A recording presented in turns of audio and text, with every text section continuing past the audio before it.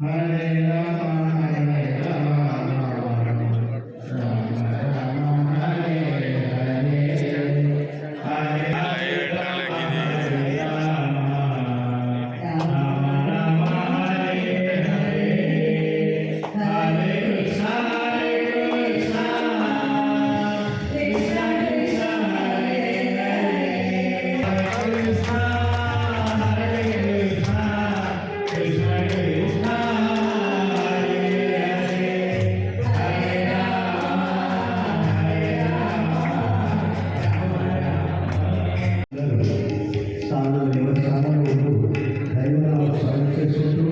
దైవాన్ని మనసులో పెట్టుకుంటూ ఈ యొక్క మహాభారతాన్ని 9 రోజులు మనం విన్నాము విని చదివాము.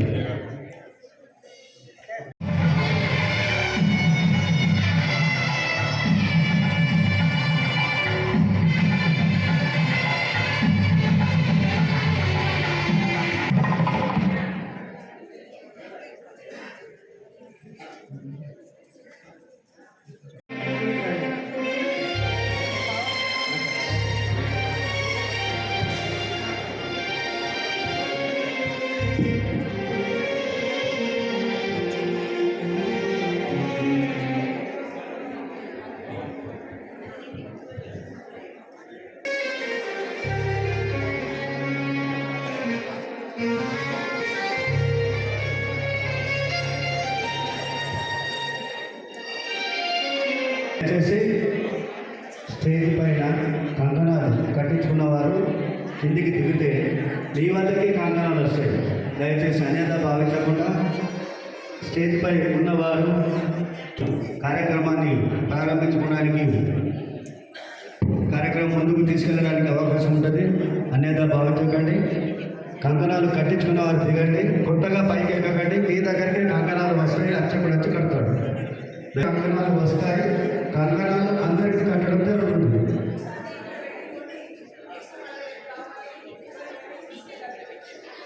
దయచేసి అన్యంగా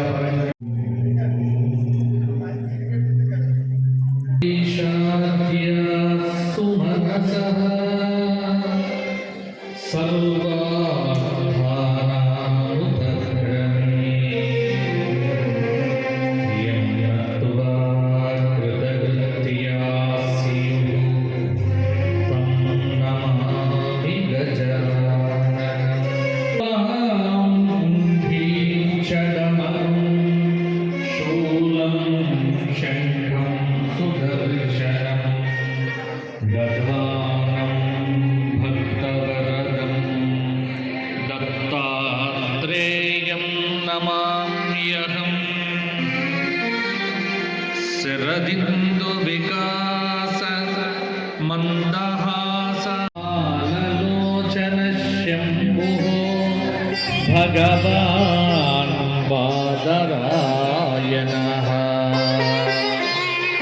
యం ప్రవ్రజంతమనుపేతమపేతకృత్యం ద్వైపాయనో విరహకాతర ఆజుహావ పుత్ర. ఈ రోజున భారతదేశం ఎంత వైభవంగా ఉంది అంటే దానికి కారణం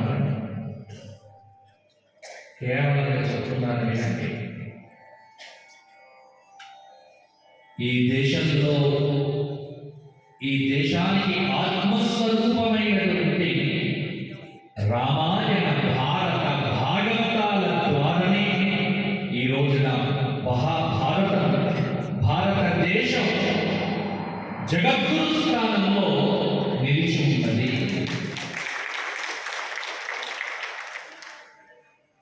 రామాయణం చాలా చాలాసార్లు వినే ఉంటారు. భాగవతం నేనే చాలా సందర్భాల్లో చెప్పి ఉన్నాను. జగదాలయంలో రామాయణం చాలా విశేషంగా, భాగవత సప్తాహం చాలా అద్భుతంగా జరిగింది. ఇక్కడ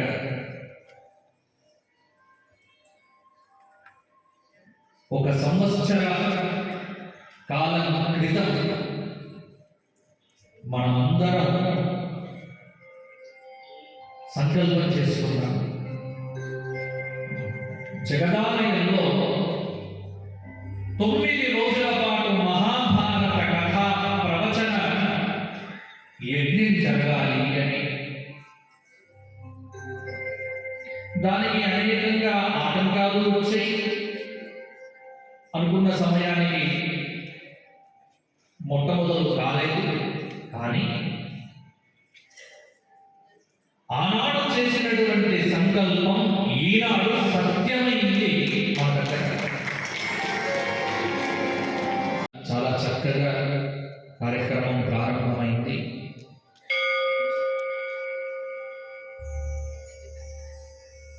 ముఖ్యంగా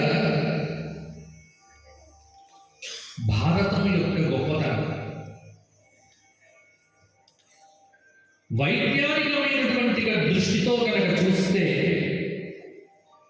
ప్రతి వ్యక్తికి భారత భాగవత రామాయణాదులతో సంబంధం ఉంది.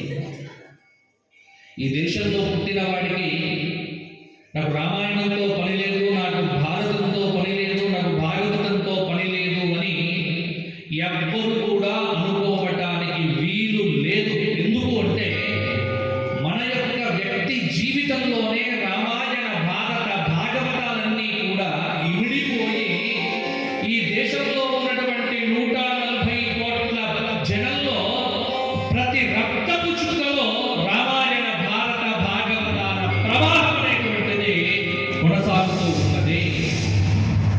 కాబట్టి ఈ దేశంలో పుట్టాము అంటే మన హృదయంలో రామాయణం ఉంది, మన హృదయంలో భారతం ఉంది, మన హృదయంలో భాగవతం ఉంది.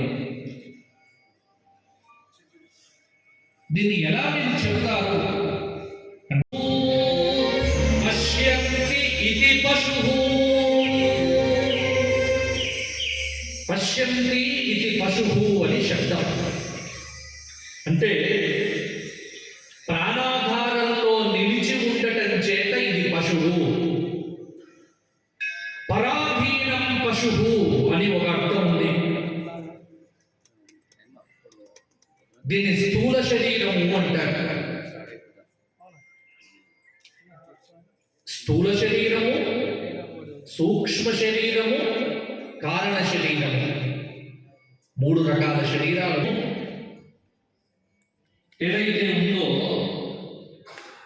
ఈ స్థూల శరీరానికి సంబంధించినటువంటి చరిత్ర భారత చరిత్ర.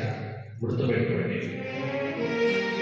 మీకు భారతం వినాలి, భారతం అర్థం కావాలి, భారతం మీ జీవితంలో ఒక మార్పు తీసుకొని రావాలి అనుకుంటే కనుక ఈ కనిపించేటువంటి స్థూల శరీరం ఏదైతే ఉందో ఈ స్థూల శరీరానికి సంబంధించినటువంటి విజ్ఞానం అంతా చెప్పేటువంటిది మహాభారత కథ. సూక్ష్మ శరీరానికి సంబంధించిన కథ భాగవత కథ. కారణ శరీరానికి సంబంధించినటువంటి కథ రామాయణ కథ. స్థూలము భారతం, సూక్ష్మమైనటువంటిది అద్భుతమైనటువంటిది భాగవతం, కారణం రామాయణము అన్నారు. ఈ 3 అర్థమైతే జీవితం పరిపూర్ణమవుతుంది. మాకు 2 తెలుసు. ఏమిటి? రామాయణం తెలుసు, భాగవతం తెలుసు. మరి అవకాశం వచ్చింది కాబట్టి ఈ 9 రోజుల కథ మహాభారత కథ 9 రోజుల్లో పూర్తయ్యేది కాదు. మనం పెట్టుకున్నవి 9 రోజులు. గుర్తుపెట్టుకోండి. 9 రోజుల్లో భారతం చెప్పగలగడం అనేటువంటి ధైర్యం నాకు లేదు, వినే ధైర్యం నీకు లేదు. ఎందుకంటే రామాయణం 24,000 శ్లోకాలు, భాగవతం 18,000 శ్లోకాలు, మహాభారతం 1,00,000 శ్లోకాలు. 1,00,000 శ్లోకాలండి.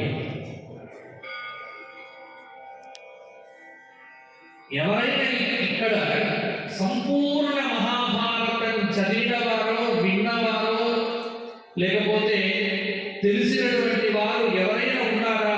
చేయలేమండి. ఇద్దరు. చాలా సంతోషం. భాగవతం కానీ చాలాసార్లు వినే ఉంటాం.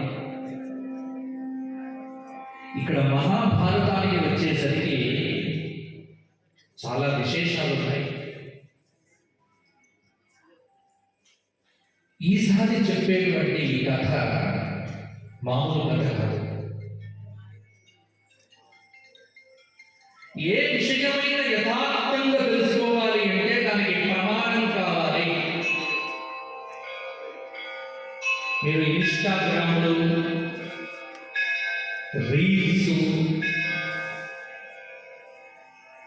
యూట్యూబ్లో ఇవి చూసి మోసపోకండి.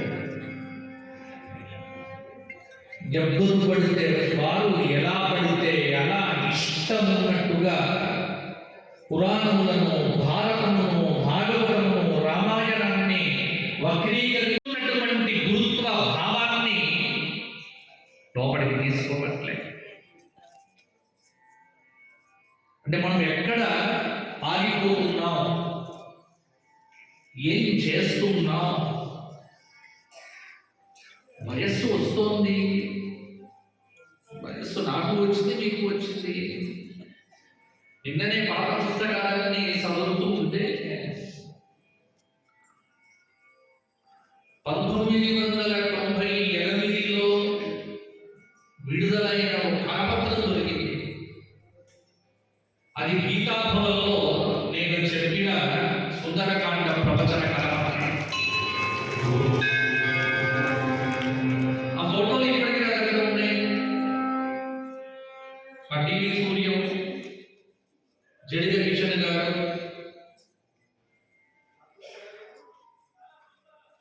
వీరంతా కలిసి